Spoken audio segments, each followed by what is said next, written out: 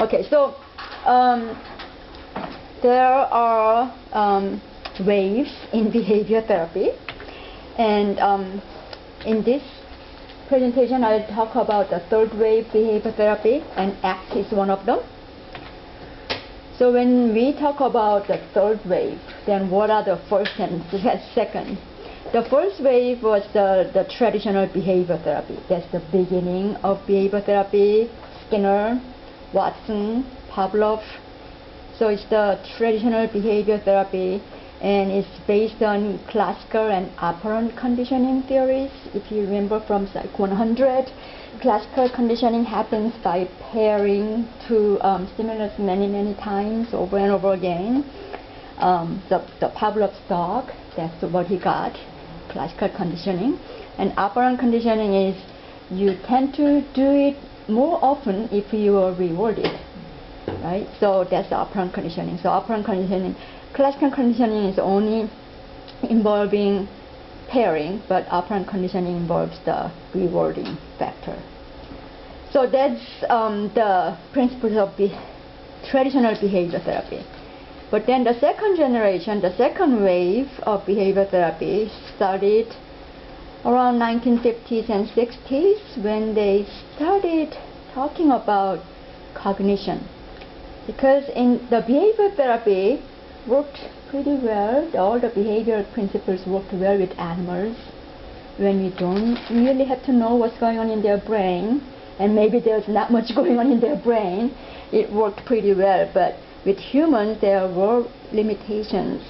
Then we started paying attention to what's going on in the black box, what's going on in the brain.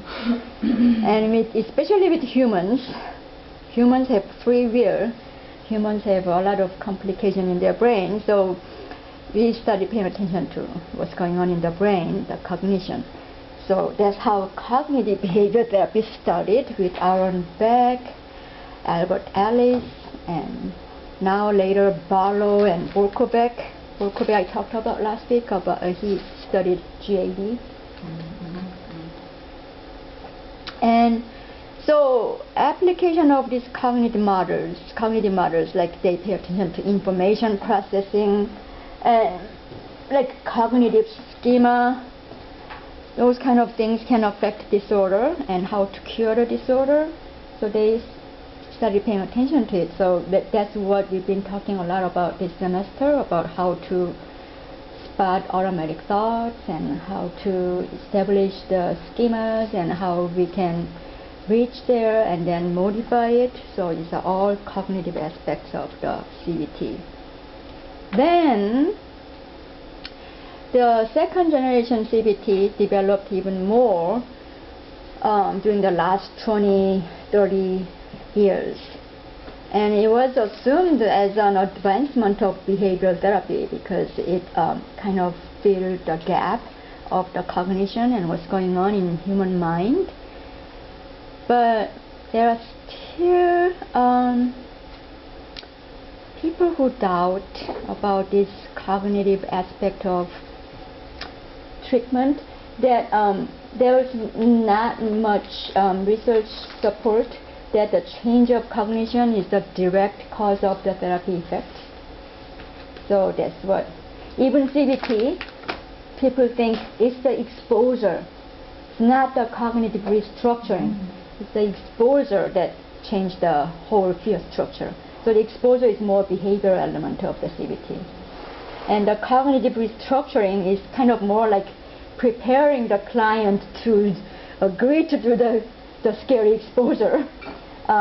Cognitive restructuring itself doesn't really change human behavior. That's what a lot of researchers are saying. So we still kind of feel weak at the direct relationship between cognitive change and therapy effect. So it's like the idea that there's this sort of tension between the idea that if you change your action, the mind will follow, or the other side is if you change your mind, the action will follow. Yeah. So that's really those are the two schools of thought there. Change the action and the mind will follow. I understand on that. Yeah. And in a lot of severe depression patients, There's no way out except for the change of action. Yeah. So for them, actually, the behavioral activation therapy tends to work. Just get them out of bed. Yeah, just wake up, do something. Do something regularly. Yeah, and then change their lifestyle just a little by little. That kind of change their mood. Yeah.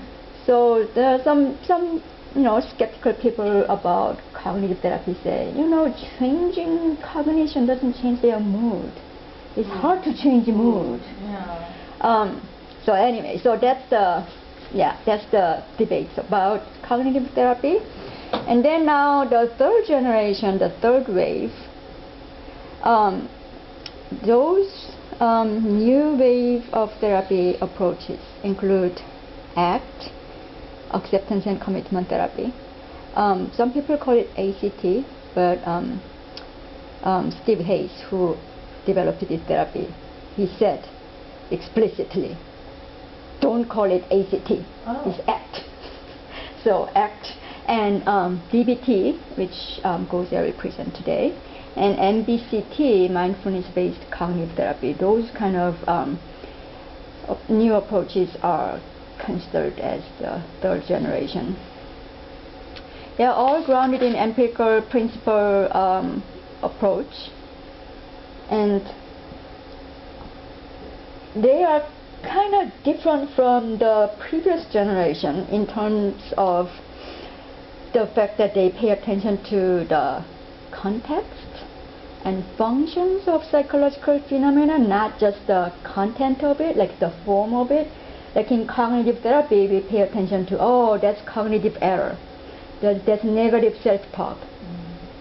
In ACT or DBT or MBCT, they kind of pay attention to not the content, pay attention to what the thoughts are doing to the person's behavior, how the thoughts are working in the context, rather than the content of the thoughts.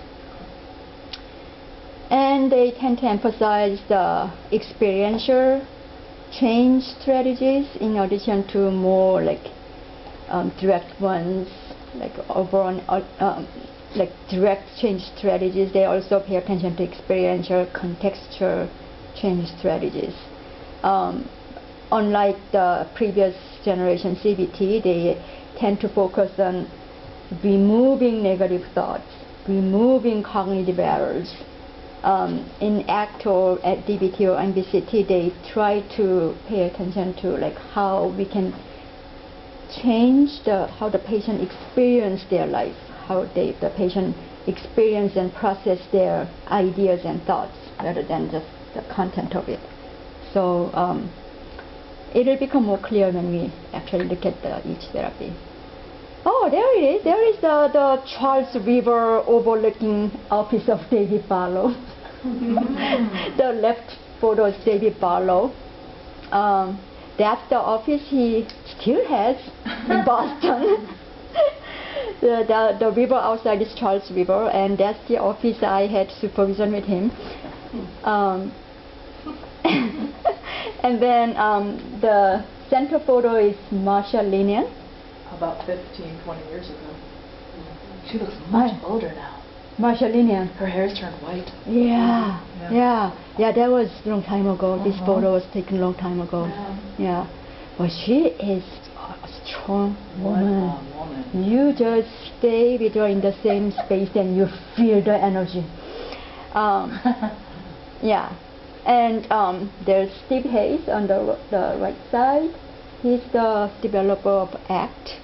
Oh, this photo is much more like gentle, normal photo. I'll show you more of his photos. He's also a very intense person. You stay in the same space with him and you feel it. Actually, among the three, David Barlow is kind of very mellow person. Okay, this is Steve Hayes again. No, this is kind of like an axe murderer. This is pretty normal. This is a normal photo too, compared to other more common photos of him. Okay, how about this one? Yeah. I don't know I don't know, but a lot of American students look at this photo and then they say he looks like some kind of TV character or movie character. See that? Lurch looks like that. See And then they showed me on YouTube and then, yeah, You saw it? almost identical. I forgot the name of it. I can't think of who that I'm thinking the Addams Family guy. That's what Yeah. Sorry, I don't. Oh, so maybe I'm okay then, right? If you agree. I don't want to say it. Oh, anyway, so he's a very also very original, unique person, very intense, yeah. But if you have a chance, go to his act workshop. It's very interesting. We're recording. Okay, so now I'm gonna just cover this act, and then I'll end my presentation so that Scotia can have time, because these slides can cover the 2 more other approaches, and you will. Can you briefly cut it off, Dr. Kim, and then restart?